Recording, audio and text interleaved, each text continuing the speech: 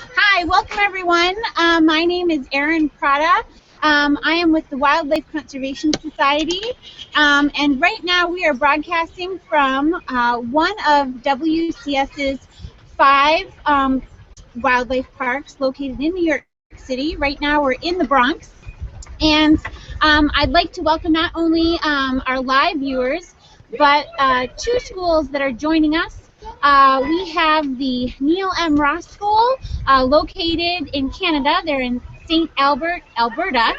And we also have Woodland Elementary joining us from Lee's Summit, Missouri, coming on camera and asking questions from our experts. But I'd like to get started just by introducing the Wildlife Conservation Society a little bit. We are an international organization we're doing conservation work all around the world in over 60 countries. And in addition to that, we are also operating 5 wildlife parks within New York City: the Bronx Zoo, the Central Park Zoo, the Queen Zoo, the Prospect Park Zoo, and the New York Aquarium. Our mission is to bring the conservation work that we're doing in the wild here to our visitors at our local parks. And today we're going to focus on one of our conservation projects that is happening in the southern hemisphere, based out of South America. So 2 of the experts that you're going to meet today are David Aylor, who is our Curator of Ornithology for the Bronx Zoo, and also Nancy Gonzales, one of our senior wild animal keepers in our who specializes in aquatic birds. How the presentation will work today: if you're a live viewer right now and you'd like to submit questions at any point, you can submit your questions via the Q&A app along the side of the Hangout, or you could use the hashtag WCS Penguins HOA on Twitter or in Google+. If you are one of the schools, we'll actually be going to you live for your students to ask their questions. So I guess that being said, our topic today is focused on Magellanic penguins. And penguins in the wild all live in South America. Some like it cold, some like it a little bit warmer. Our Magellanic penguins, which are in our aviary behind us. I'm going to switch to David Aylor and give him a chance to talk to you a little bit about those penguins and where they are in the wild and some of the challenges that they might face. So, you ready? Yes. Okay. I'm going to move the camera just a little bit.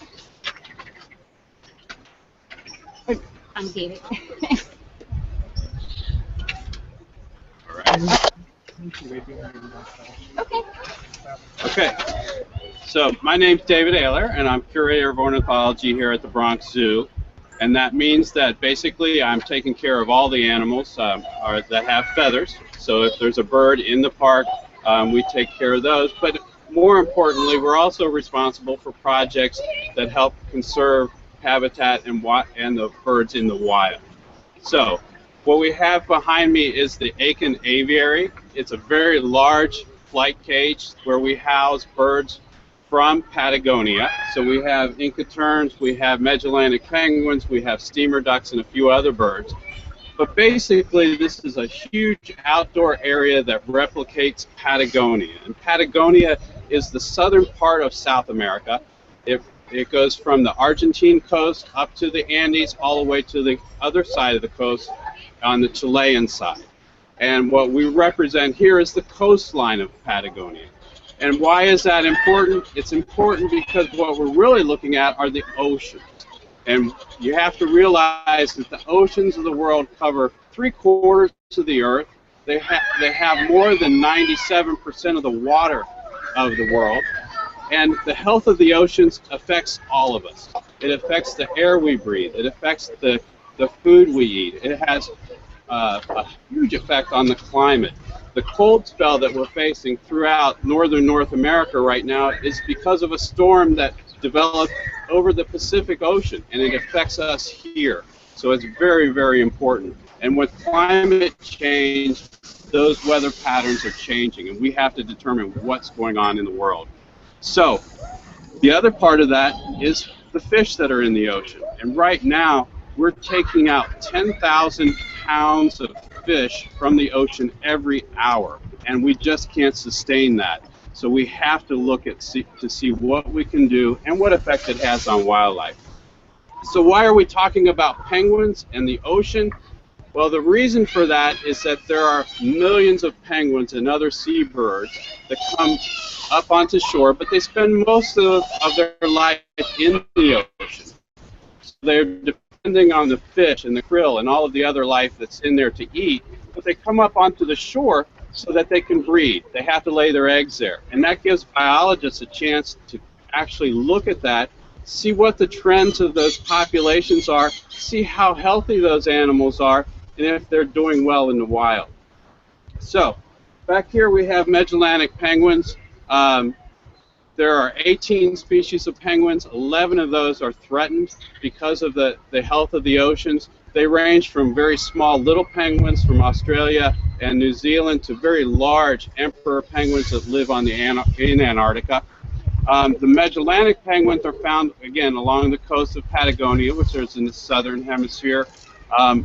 They're what we call warm weather penguins because when they come up onto shore in the summer in South America, it's actually warm there, and their climate is very similar to that here in New York.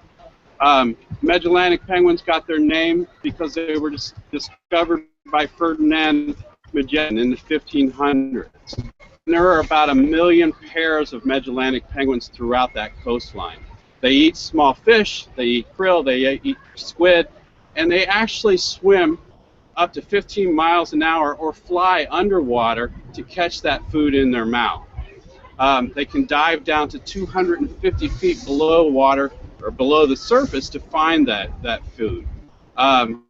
We've been working within WCS to protect marine habitat, and we have been working in South America to set up marine parks, and we've set one up around Punta Tombo, where the largest colony of Magellanic penguins live. There are about 400,000 birds that live on that island. It's a huge colony, but they're in trouble. The problem is that there aren't enough fish. So if you would imagine that your parents go out to the grocery store and there's no food at the grocery store for you to eat, and they have to come back empty-handed, that's what happened with the store that's in the next town or further away, and you're not sure that there's going to be food there. So the Magellanic penguins are doing that too. They go out to where the fish used to be, and there are no fish. So they come back, and there's nothing to feed their chicks. So the chicks actually don't survive as well. So what we've done there is set up marine sanctuaries, and they've actually worked with the government of Argentina to stop fishing around those areas in the hope that the fish populations will come back, and then the Magellanic penguins will actually have more fish to feed their chicks. So, before I get into all the other things, I'm going to turn this on over to the schools so that we can have some questions and answers.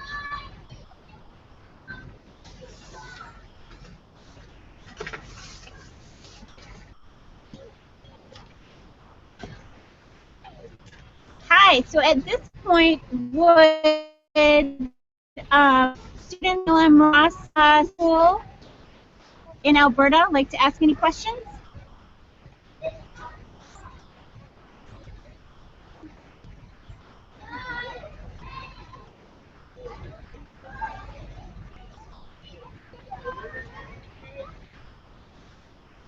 I'm going to go check and see if they're maybe typing them in. Let me see.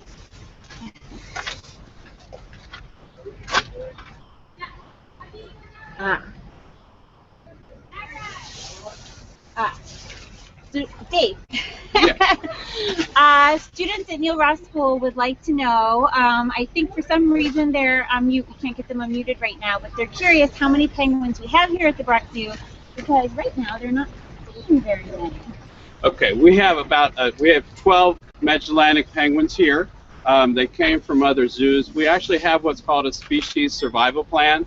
So all of the zoos in North America participate in that plan. We have a stud book. We have all the zoos breed move animals around, and all of the birds came here from other zoos. They were hatched and reared there, and we brought them here to breed, and that will help us sustain that captive population.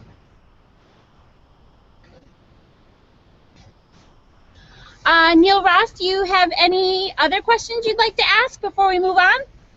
We'll have time for more questions in the broadcast, but if you have one right now, we can take it.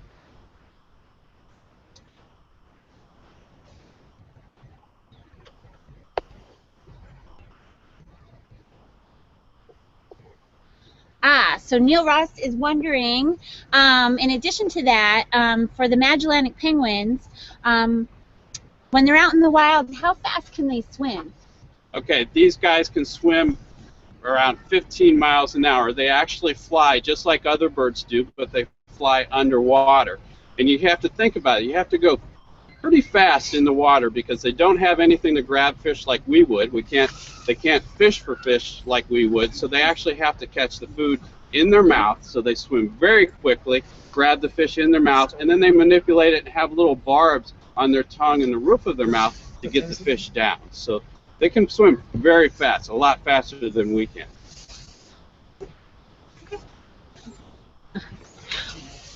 Okay, so why don't we actually, that was actually two great questions to maybe move along to meeting one of our other experts, Nancy Gonzales, and perhaps she can help us maybe bring some of these Magellanic penguins a little bit closer to the camera for you to meet. So that being said, I'm going to, Dave, you can see there, I'm going to slide over and let Nancy come in. This is Nancy Gonzales, everyone. She is a senior wild animal keeper for the Wildlife Conservation Society's Bronx Zoo, and Magellanic penguins are one of her expertise. Hi, folks. Hi, so I've been working at the Bronx Zoo's bird department for about 18 years now, and I've worked with the penguins pretty much the entire time. I've been the senior keeper in charge of the aquatics birdhouse for about 10 years now, and I also am, as David mentioned before, the stud bookkeeper, so I kind of keep track of all the birds in the country and kind of help everyone plan where they're going to send them and move them around when we need to for breeding. And one of the things that you learn as a zookeeper right off the bat is that penguins have very different personalities. They're very individual birds, so you can actually learn to tell them apart very easily based on what they're doing. And again, once you work with them for a while, you find out that some of them are clowns and some of them are busybodies. Other birds are actually very shy. So as a keeper, our challenge is to kind of make sure that we learn the individual differences so that we can work with them better. And one of our goals here at the zoo is to make sure that they lead long and healthy lives and as happy as we can make them. So what we try to do is we learn what goes on in the wild, and we kind of try and translate that and make it happen for the birds here. So we give them lots of land space and places to breed, and we also give them lots of water that's clean and fresh running for them so they can kind of swim around and do what they would normally do. We also try to provide enrichment for them, so we give them live fish a few times a week, and we also try to give them a variety of different food items so that they always have a choice of what they can eat, and try and keep the diet as balanced as we can. It's just like you guys have to eat your vegetables, those guys also have to eat their the kinds of fish that we're trying to get them to eat. Also, you know, once you work with them for a while, they do look different. So to most people, penguins look all the same. But once you work with them for a while, the penguins actually do have different faces, and the Magellanics especially. Their belly spots are all very individual, so they're almost like a fingerprint that we can use to kind of identify the different birds. And in the zoo, we'll put bands on them so that the new keepers and the public can kind of tell them apart as they come by. And but once again, once you work with them for a while, you can just kind of look at them and tell exactly what they're doing. Penguins can live a very long time, so they can live upwards of 30 years. So what we do is we actually hope that they make good connections, and part of the breeding program is to make sure that we get matches done, so it's kind of like an online breeding thing for them, and kind of like a match.com for penguins. And so we get birds in, and hopefully they stay connected for a long time. If they do really well together, they can stay together for many years. And we have a pair here that's been together for 20 years. So again, that's the challenge of being a zookeeper, is to try and make sure that each bird gets the attention that it needs, and that, you know, we make their lives as happy as we possibly can. So again, it's a challenge, but they're unique birds, and they're so much fun to work with. So, you know, it's a good job. So, Nancy, there actually are a couple of questions that have come in from the public. One is, since you talked about banding them a little bit, one question was, is there a way to differentiate between the males and the females? There's a slight difference between the males and the females. The males are actually a little bit larger than the females, but you actually need to pretty much use calipers unless you're very used to looking at them. You actually have to measure their bills, but a lot of times if you're a keeper long enough, you can kind of visually look at them and go, oh yeah, that's a male. They're just a little bit bigger. So. Okay. I think at this point, I'm wondering, before I take any more questions from the public, are there any students at Lee's Summit or at Woodland Elementary School in Lee's Summit, Missouri, that would like to ask a question? And I know we're having just some slight technical difficulties, which come naturally sometimes with a Google Hangout on air. So I just have to take a peek, because Woodland Elementary, you might have to type in your questions.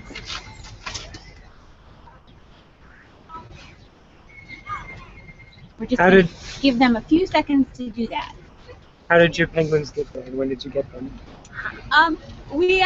Most of our penguins are born at other zoos. We did have a chick that hatched here in 2005. His name is Hugo, and he's out there right now. He just got a mate, so we're very excited, because hopefully it takes the penguins about 4 or 5 years before they start to breed. So hopefully we'll get some chicks from him, and I'll be a great grandma. But we'll see what happens.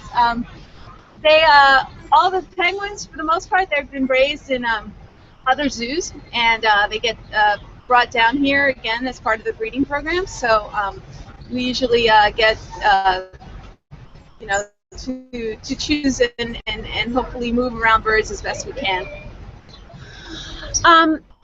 Woodland Elementary would also like to know,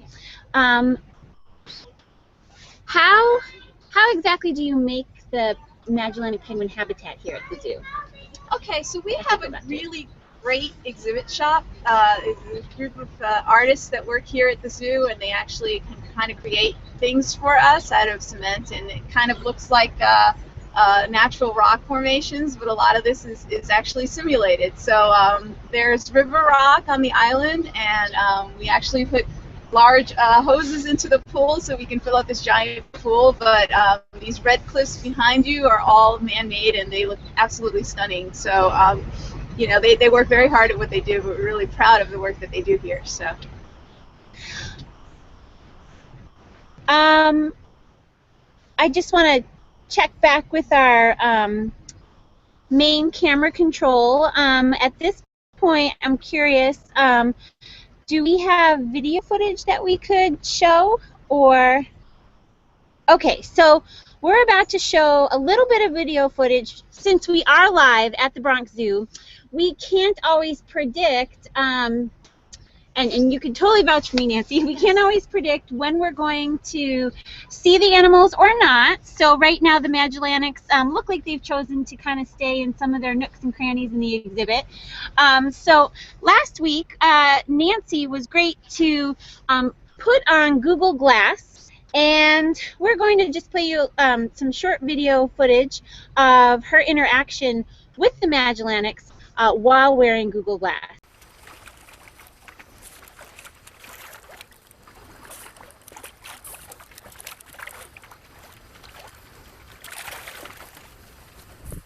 Hi, sweetie.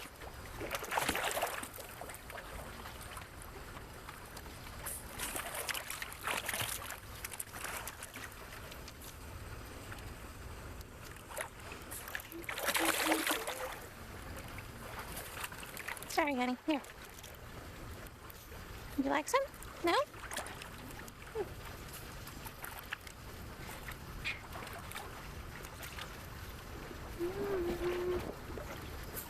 Hey, Ruby. Oops.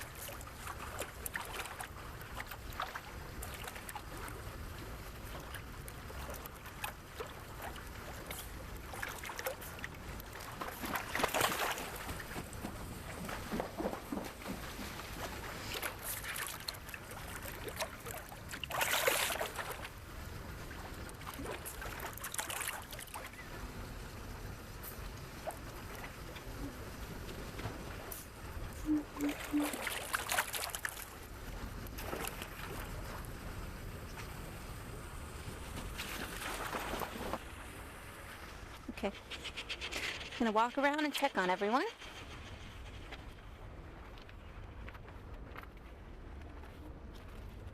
Okay.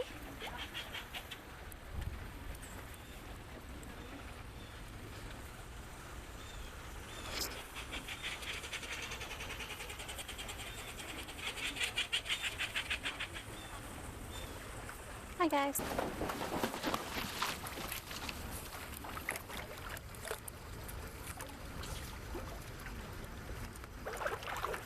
Good girl, Ethel. There you go.